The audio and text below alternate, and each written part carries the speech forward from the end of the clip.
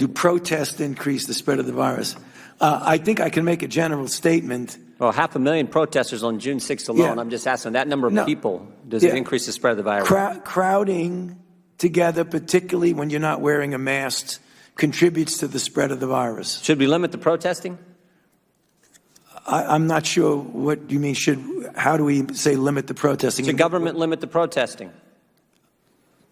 I don't think that's relevant to. Well, you just said if it increases the spread of the virus. I'm just asking, should we limit it?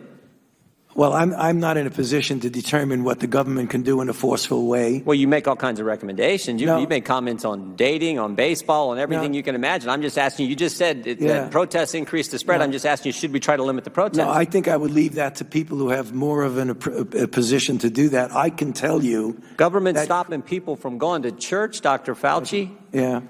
Last week in the Calvary Chapel case, 5 liberals on the Supreme Court said it was okay for Nevada to limit church services. Justice Gorsuch said it best. He said there's no world in which the Constitution permits Nevada to favor Caesar's Palace over Calvary Chapel. I'm just asking, is there a world where the Constitution says you can favor one First Amendment liberty, protesting, over another, practicing your faith? I'm not favoring anybody over anybody. I'm just making a statement that's a broad statement that avoid crowds of any type, no matter where you are, because that leads to the acquisition and transmission. And I don't judge one crowd versus another crowd. When you're in a crowd, particularly if you're not wearing a mask, that induces the spread. It's a simple question, Doctor. Should we limit the protests? Government is obviously limiting people going to church. And look, there's been no violence that I can see at church. I haven't seen people during a church service go out and harm police officers or burn buildings. But we know that, for 63 days, 9 weeks, it's been happening in Portland. Right. Yeah. Well, one night in Chicago, 49 officers were injured, but no limit to protest. But boy, you can't go to church on Sunday. What was the?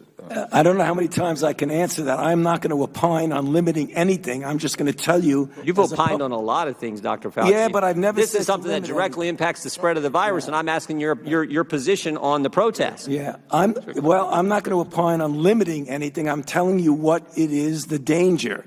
And you can make your own conclusion about that. You should stay away from crowds, no matter where the crowds are. Government has stopped people from going to work. In fact, just in New Jersey 4 days ago, Ian Smith, Frank Trombetta were arrested for trying to operate their business, their gym. They were arrested. But my bet is if these two individuals who own this gym were outside just in front of their gym, and all the people who were working out in their gym were outside protesting, they'd been just fine. But because they were in the gym working out, actually running their business, they got arrested. You think that's okay?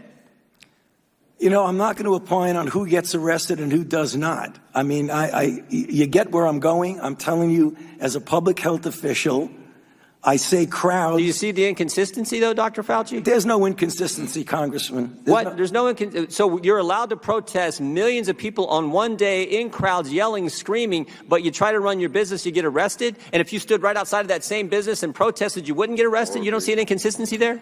I don't understand what you're asking me as a public health official to opine on who should get arrested or not. That's not my position. You could ask it as much as you want. You've advocated for certain businesses. You've advocated for certain businesses to be shut down. I'm just asking you on your position on the protest. I haven't seen one. We've heard a lot about hair salons. I haven't seen one hairstylist who, between haircuts, goes out and attacks police or sets something on fire. But we've seen all kinds of that stuff during protests, and we know the protests actually increase the spread of the virus. You've said that. I said crowds. I didn't say specifically. I didn't say protests do anything. So the protests don't increase the spread of the virus? I didn't say that. You're putting words in my mouth. No, I just want an answer to the question. Do the protests increase the spread of the virus? I don't have any scientific evidence that anything. I can tell you that crowds are known, particularly when you don't have a mask, to increase the acquisition and transmission. No matter what. So you don't have a position on whether the protests increase the spread of the virus or don't increase the spread of the virus? I'm saying that crowds, wherever the crowds are, can give you an increased probability that there's going to be acquisition and transmission. But do you understand Americans' concern Protesting, particularly according to the Democrats, is just fine, but you can't go to work, you can't go to school, you can't go to church.